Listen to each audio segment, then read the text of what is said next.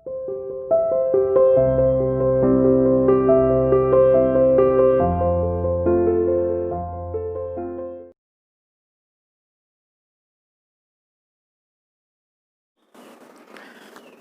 students, how are you? You are welcome to CR International Online Classes.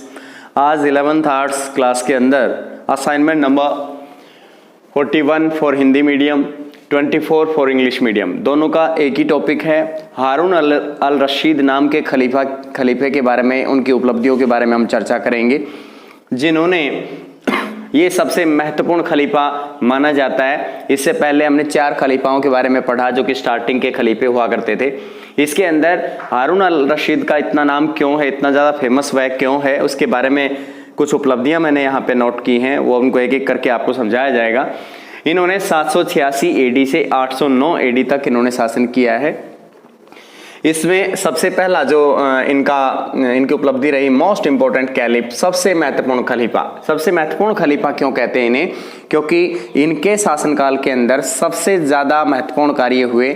उस समय पर व्यापार भी फला फूला, शिक्षा संस्थाओं ने भी अपना अच्छा कार्य किया, विभिन्न क्षेत्रों के विद्वान यहाँ पर शरण लेने के लिए आए।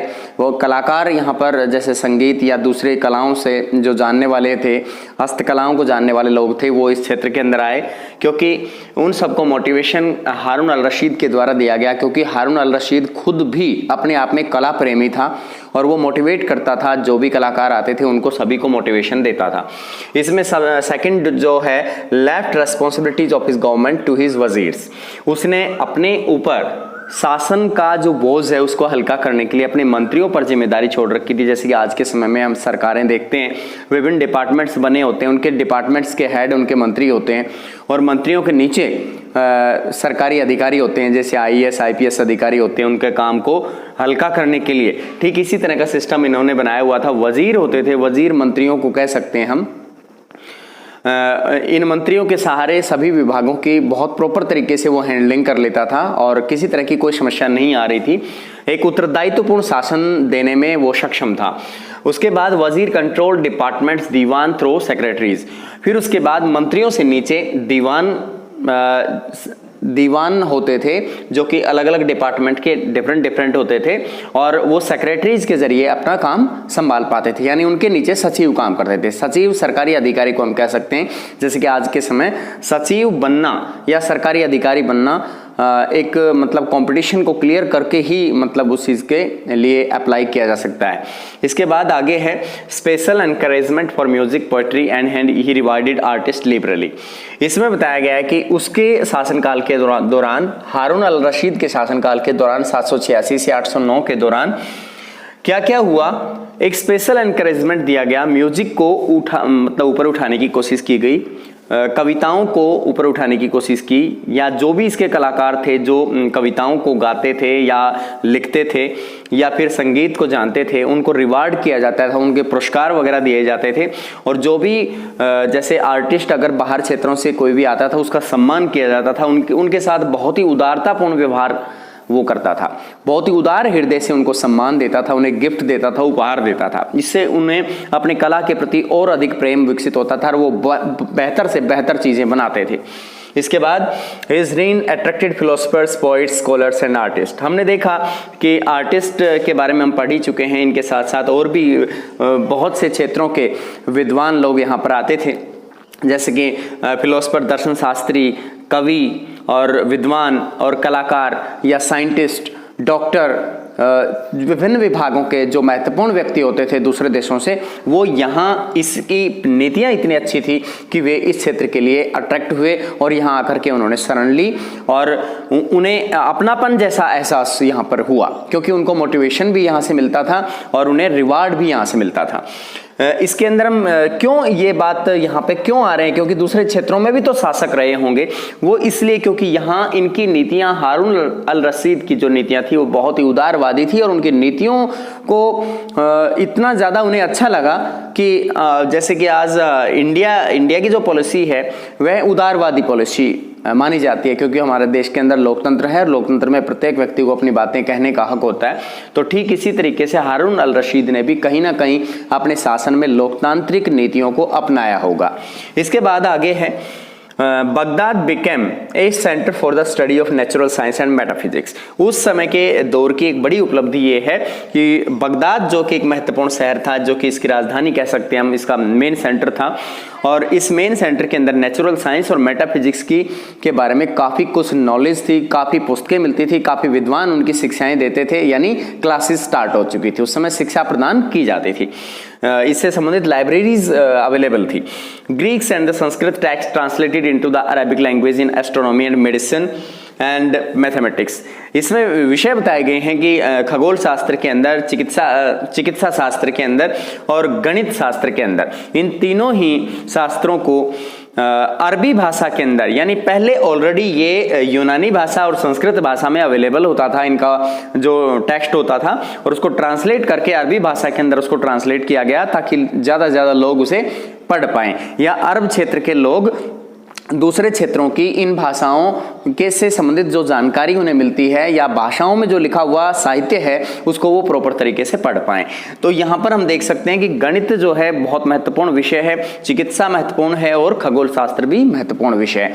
इन तीनों से संबंधित जानकारी जो ऑलरेडी यहाँ पर ग्रीक और संस्कृत भाषा के अंदर अवेलेबल थी, उसको ट्रांसलेट इन्होंने कराया हारून अल रशीद ने, और अरबी भाषा में इसलिए कराया ताकि वहां के लोग, स्थानीय लोग उसे पढ़ पाएं। इसके बाद है trade and commerce flourished and peaceful environment. यहाँ का वातावरण इतना अच्छा था, बिल्कुल कोई लड़ाई झगड़े का माहौल नहीं, गृह युद्ध का माहौल नहीं, और बिल्कुल शांतिपूर्ण माहौल की वजह से पूरा ध्यान लोगों का विकास की तरफ था। व्यापार फला फूला, इस समय व्यापार और वाणिज्य बहुत उसका डेवलपमेंट देखने को मिला। मतलब लोग जितना विकास की तरफ उन्मुख हुए वो उतना ही सफल होते चले गए, यानी सरकार की तरफ से इतनी ज्यादा मदद उन्हें प्रदान की जा रही थी कि माहौल उन्हें दिया जा रहा था। Harun al Rashid had extremely busy ports in Black, Red, Caspian Sea. यहाँ पर यह बताया गया है कि हिंद महासागर के अंदर, काला सागर में और लाल सागर में और कैस्पियन सागर में, मिडटेरेनियन सी के अंदर, भूमध्य सागर जिसे कहते हैं, वहां पर जितने भी बंदरगाहें थी वो बहुत ज्यादा व्यस्त थी। इस बात का प्रमाण है ये कि बहुत ज्यादा माल यहाँ से बाहर जाता था और बाहर से भी पर्याप्त मात्रा में माल यहाँ पर आता होगा, यानी आयात और निर्यात के संबंध बहुत ज्यादा मजबूत होंगे। इससे ये लगता है कि हारून अल रशीद की जो नीतियां थी वो इंटरनेशनल थी, यानी वो अंतर्राष्ट्रीय नीतियों में विश्वास करते थे, दूसरे क्षेत्रों से अपने संबंध कायम रखते थे। इसके बाद है एनकरेज लोकल प्रोडक्शन।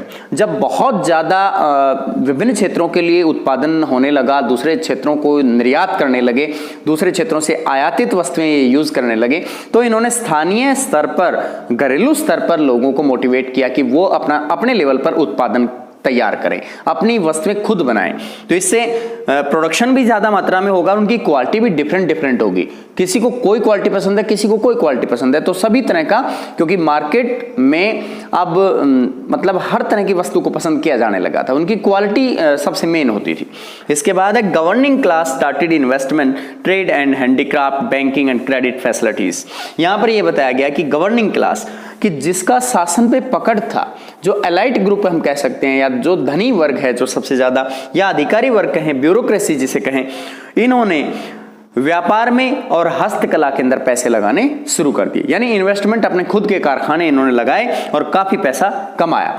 इस इन्वेस्टमेंट का कहीं ना कहीं इनडायरेक्टली राज्य को भी फायदा हो रहा था, स्टेट को भी, क्योंकि उन पर टैक्स लगता था। बैंकिंग और क्रेडिट फैसिलिटीज ये सरकार की तरफ से, यानी स्टेट की तरफ से दी जाती थी। हारून अल रशीद ने बैंकिंग फैसिलिटी अवेलेबल कराई, लोगों को लोन चाहिए होता है अपने विकास के काम के लिए, तो वो लोन भी अवेलेबल कराते थे। इसके बाद paper making technology imported from China.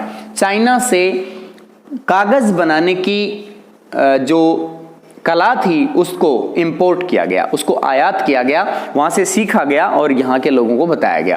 पहले ये पेपायरस के पत्तों पर लिखा जाता था, बाद में उसका स्थान कागज ने ले लिया और कागज पर इसकी जो प्रिंटिंग होने लगी। पेपर मेकिंग का जो काम बहुत प्रॉपर तरीके से यहाँ पर होने लगा। इस सब से हमने देखा कि कंप्लीट जो हारून अल रशीद की उपलब्धियां हैं, किसी भी अन्य शासक की अगर हम तुलना करें तो उससे बहुत ज्यादा है, क्योंकि विकास का जो असली आयाम इन्होंने छुआ है वो किसी भी अन्य शासक ने इतना नहीं छुआ। हम किसी भी शासक की तुलना कर सकते हैं, जैसे कि अली नाम का जो खलीफा था उसने भी युद्ध बहुत ज़्यादा युद्ध लड़ने की वजह से उसको विकास बहुत कम हुआ था। लेकिन यहाँ पर हम विकास देखें, इसका जो अंतिम और पहला जो उद्देश्य है वो सिर्फ विकास है, यानी डेवलपमेंट पे इसने बहुत ही ज़्यादा ध्यान दिया, ग्रोथ पे ध्यान दिया। यहाँ कल्चरल डेवलपमेंट इतना ज़्यादा हुआ, सोशल डेवलपमेंट बहुत अच्छा हुआ। तो इस तरीके से हर तरह की उपलब्धि हम देख पाते हैं। इसमें कोई भी मतलब इनके टाइम ड्यूरेशन के दौरान कोई बहुत ऐसी चुनौती देखने को नहीं मिली जिसकी वजह से इसके विकास में बाधा पहुंचे। इस प्रकार से हम हारून अल रशीद की उपलब्धियों के बारे में जान चुके हैं। धन्यवाद।